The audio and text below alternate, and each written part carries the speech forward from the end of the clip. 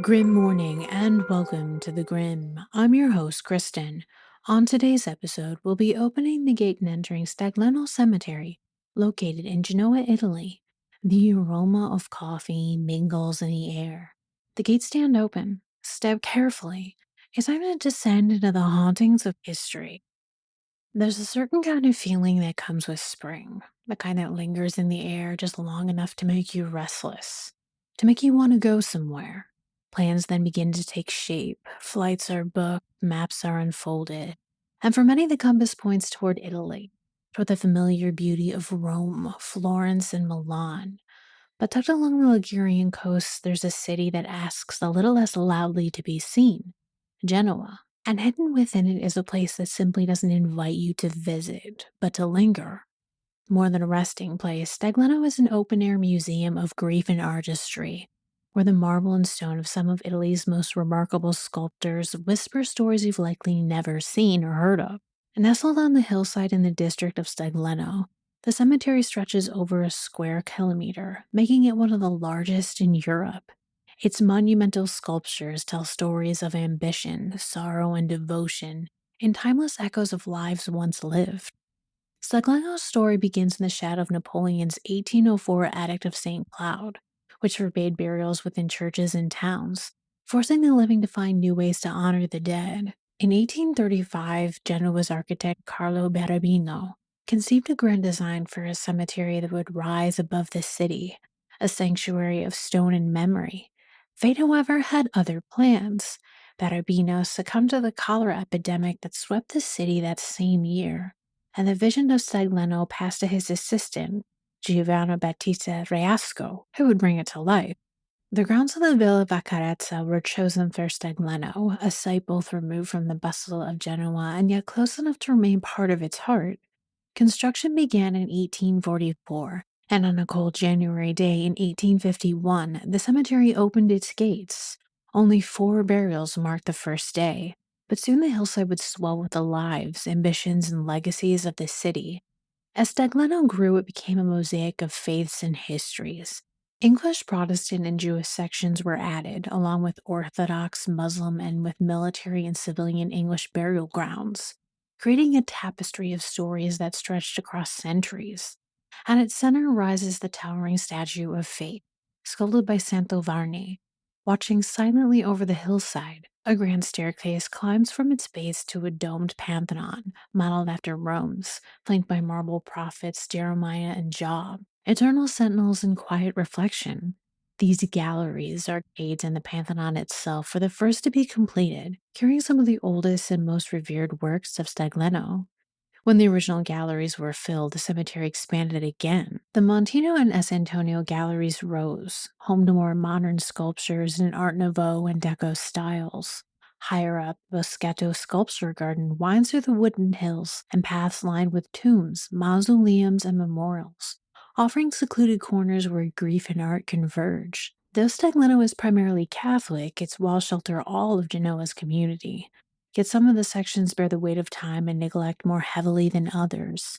The Jewish cemeteries, for instance, tell a quieter, tragic story. The small Jewish community of Genoa was devastated during the Holocaust, and few remained to tend to their ancestors' graves. It's in this tension between grandeur and abandonment, memory and silence, that has long unsettled those who walk its paths. A century after its creation, Evelyn Waugh tried to give voice to that unease, capturing not just the beauty of Staglieno, but its strange, overwhelming permanence. It is a museum of the mid-19th century bourgeois art in the full, true sense that the capital of Genoa stands supreme.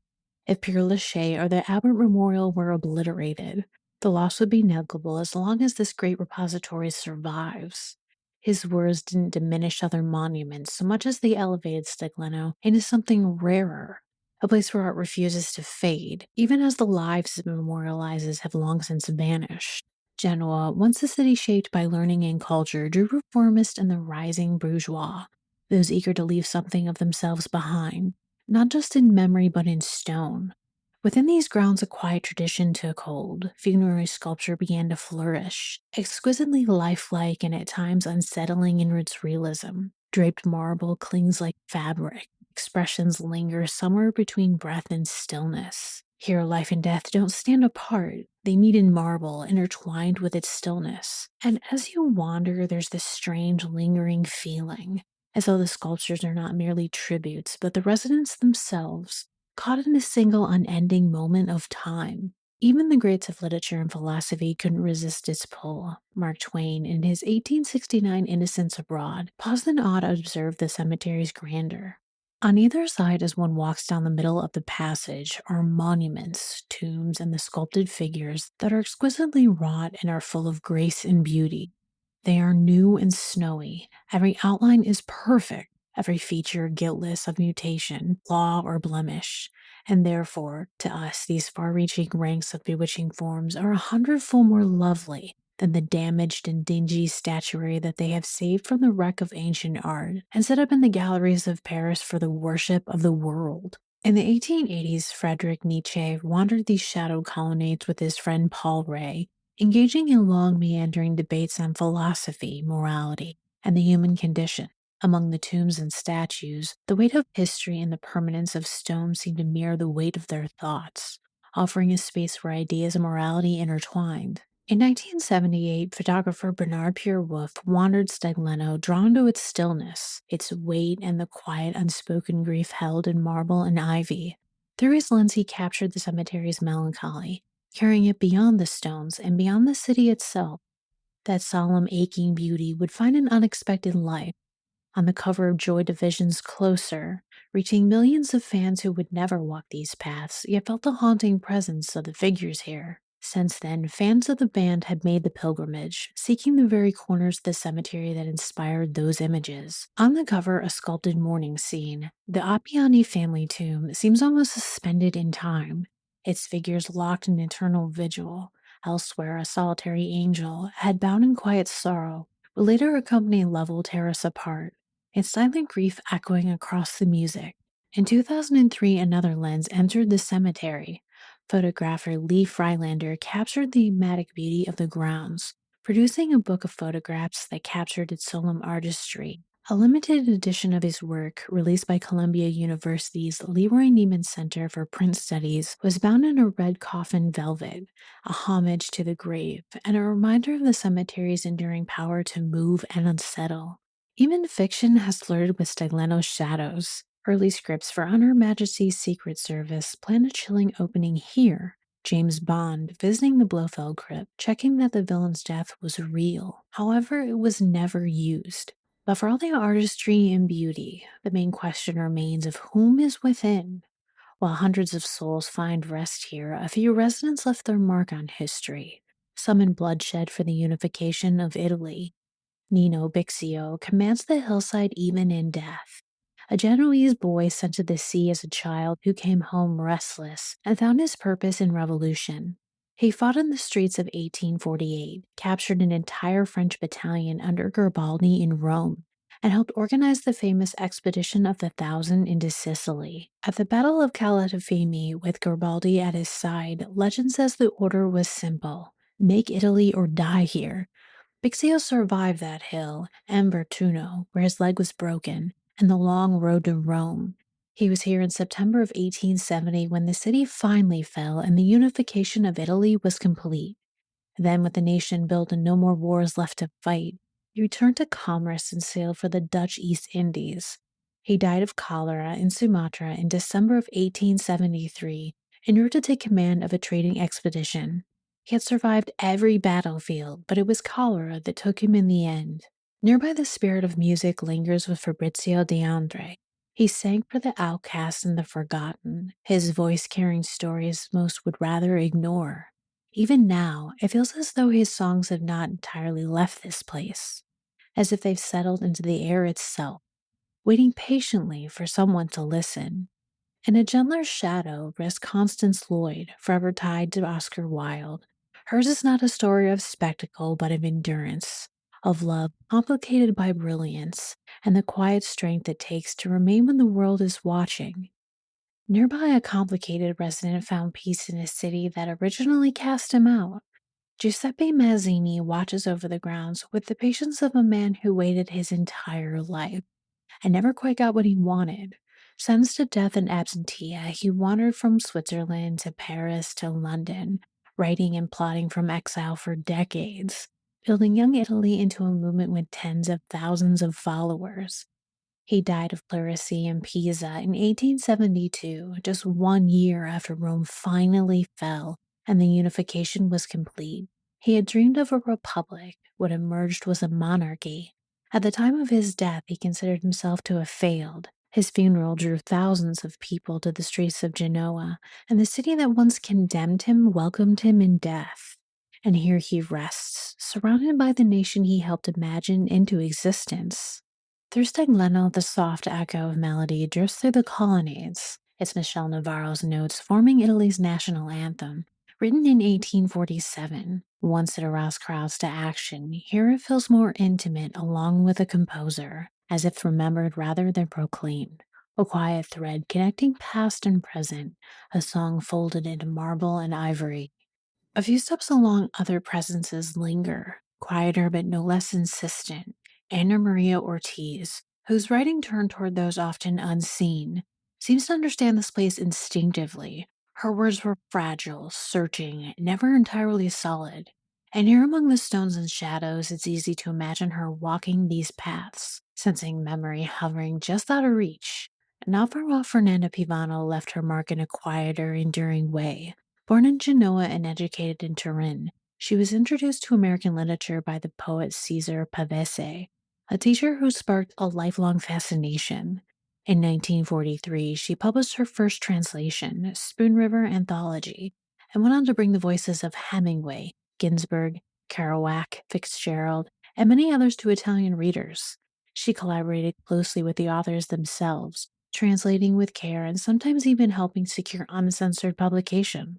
Her work was more than translation. It was connection, a quiet, generous act of letting distant lives and ideas speak across oceans and language, and leaving a legacy that is still remembered today, honored even with a literary prize bearing her name.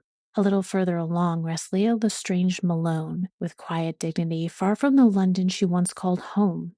She arrived in Italy on holiday in 1951, drawn by the sun, warmth, and beauty, and she stayed, leaving behind a life defined by steady and glamorous labor.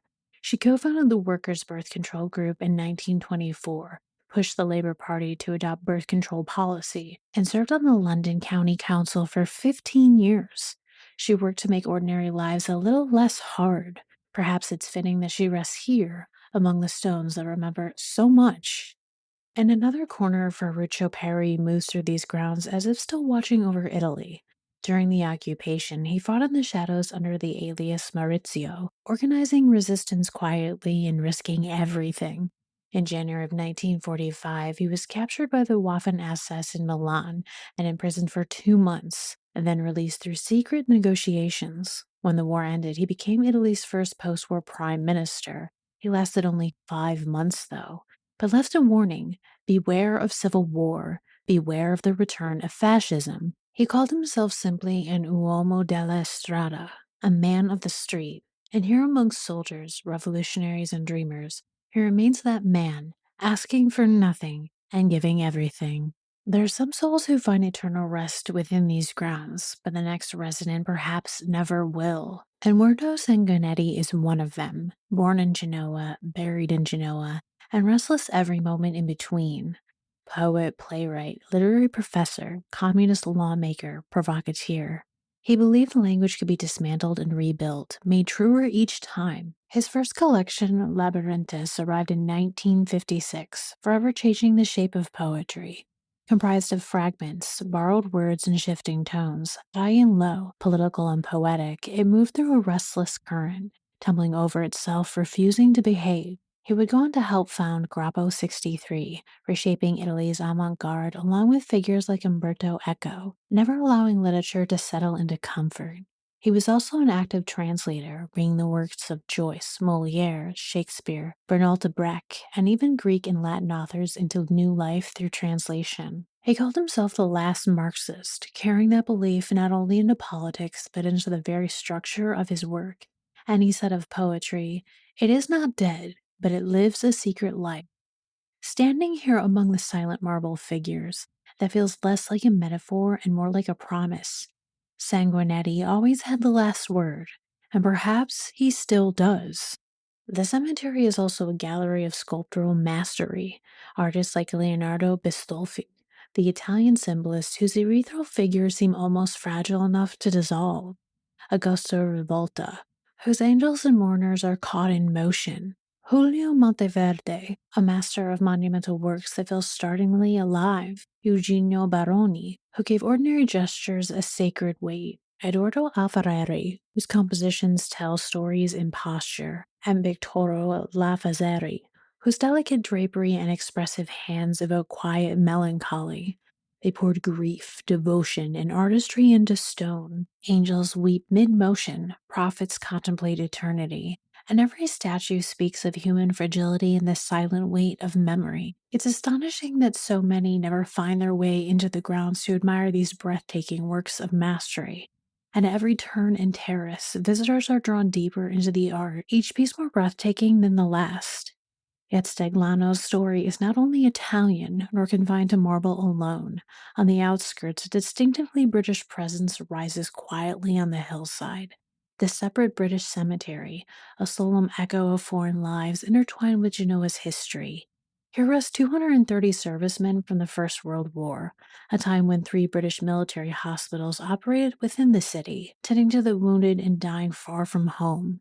These graves, marked by orderly rows of crosses and understated memorials, tell a story of sacrifice and exile, a reminder that war reaches beyond borders, touching even the sunlit hills of an Italian port city. From the Second World War lie 122 servicemen, their resting place designed with careful dignity by the architect Louis de Soissons. Many were garrison burials, stationed far from England yet bound by duty, while others were reinterred from scattered cemeteries. Brought together here in a quiet, mournful assembly, the plot itself seems to breathe with the memory of service, of young lives uprooted and transformed by global conflict. Walking among the British graves, one feels the stark contrast to the elaborate artistry of Stagliano's Italian sections. Here simplicity reigns, orderly headstones, modest inscriptions, the weight of history carried in restraint rather than marble grandeur. And yet, despite the quiet uniformity, the presence of these men is deeply felt. In the cool shadow of the cypresses, in the hush of the hillside breeze, one can almost hear the echoes of the marching boots, the distant rumble of battle, and the whispered conversations of the soldiers far from home. Genoa, for all its Italian heart, has always been a crossroads of the world. The British cemetery stands as a testament to that truth. A fragment of foreign soil, a patch of remembrance where grief, loyalty, and the cost of war are etched into stone. It reminds visitors that history doesn't belong to one nation alone. It flows through cities, mingling lives and losses, until even a distant cemetery becomes a shrine to courage, memory, and the inescapable reach of human conflict. At Staglieno, the dead never seem fully at rest but within the stone.